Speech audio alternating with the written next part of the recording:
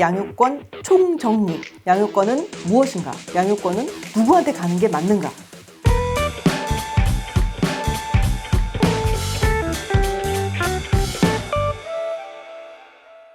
안녕하세요. 내편지수 최지수 변호사입니다.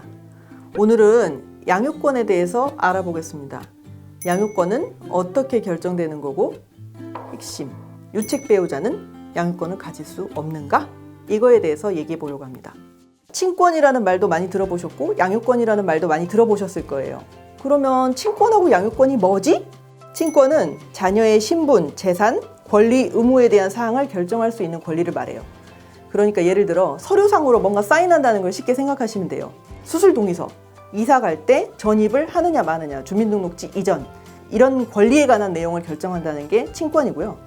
양육권은 말 그대로 양육하는 권리예요. 같이 살 수 있는 것, 돌보면서 양육하고 교육시키고 교양, 권리, 키울 수 있는 그런 권리, 그거를 양육권이라고 해요. 이혼할 때 친권하고 양육권은 꼭 같이 가느냐, 법적으로 꼭 같이 가야 된다, 이렇게 정하고 있진 않아요. 내가 지금 형편이 안 돼가지고 내가 지금 키우는 건 아니고 상대방이 키운다고는 하는데 상대방이 친권을 가진다고 하는 건 너무 받아들이기 힘들어. 그래서 친권은 공동친권으로 하고 양육권은 상대방으로 하고 싶다, 이렇게 하는 경우가 있죠. 근데 실무상으로는 그렇게 잘 안 해요. 법원에서 그렇게 잘 안 정해줘요. 왜냐하면 친권을 공동친권으로 해놓으면 아까 서류상으로 무언가를 해야 될 때 양육자 입장에서는 서류상으로 뭐 사인 하나 받아야 되는 일이 있다고 해서 이혼한 배우자를 만나야 되는 일이 생기기 때문이죠. 병원에 가서 진짜 수술 동의해야 되고 이런 경우에 꼭 2명이 있어야만 결정할 수 있다, 이러면 불편함이 많이 따르기 때문에 공동친권보다는 양육권자에게 친권까지 같이 주는 경우가 더 많죠. 그렇지만 또 정하기 나름이니까 안 되는 건 아니다. 내가 친권 양육권을 안 가진 부모가 됐어요. 그때는 어떻게 되느냐? 나는 마치 이런 굉장한 상실감에 빠질 수가 있잖아요. 호적에서 판 것 같은 그런 느낌? 아니에요. 자녀의 가족관계증명서를 떼면 부 땡땡땡, 모 땡땡땡 이렇게 해서 나옵니다. 그래서 여전히 내 자식, 혈족인 거 맞고요. 천류는 그대로다. 그래서 상속권이 그대로 있고, 그렇기 때문에 친권 양육권자 같이 가진 그 부모가 제대로 양육하지 못하는 상황이 생겼을 때 사정 변경이 있다, 이렇게 해서 그 천륜이 그대로 이어지고 있는 비양육친이 친권자, 양육권자 변경 신청을 해서 나로 바꿔달라, 이렇게도 할 수 있는 거죠. 관계가 계속 유지되는 건 너무 당연하기 때문에. 자, 이제 더 실제적으로 들어가 보죠. 아이에 대해서 양육권 결정해야 되는 그 기준, 그거를 어떻게 삼느냐, 양육권은 누구한테 가느냐. 이런 걱정 많이들 해요. 상대방은 돈이 많아. 돈이 많은데 나는 부양 능력이 전혀 없어. 그러면은 나는 아예 안 되지 않아요? 이렇게 물어보시는 분들이 굉장히 많아요. 근데 경제력은 결정적인 기준은 아닙니다.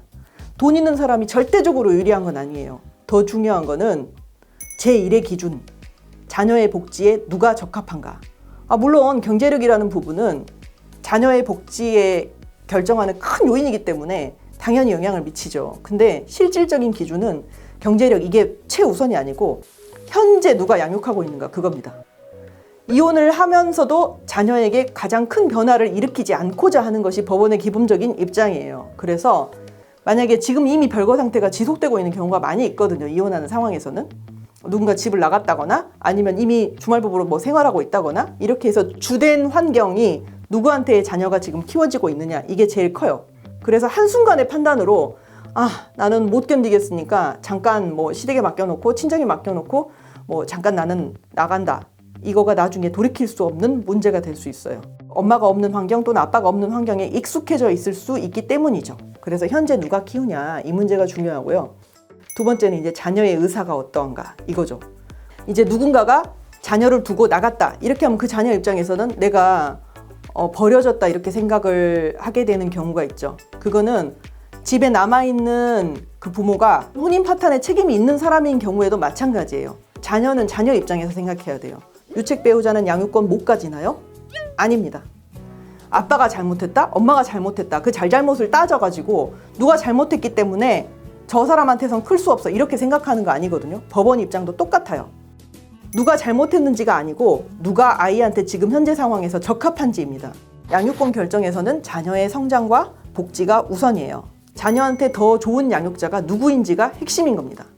다만 그 유책 사유가 자녀의 복지에도 직접적인 영향을 미치는 경우가 있어요. 단순히 뭐 외도 이런 게 아니라 폭행, 가정폭력이 너무 심하다. 그래서 가정폭력의 대상이 원래는 부인이나 남편이었는데 그 분노의 대상이 자녀에게 미쳐가지고 자녀에 대한 폭행으로 이어질 가능성이 크다. 이런 상황일 때는 안 되는 거죠. 자, 정리하겠습니다.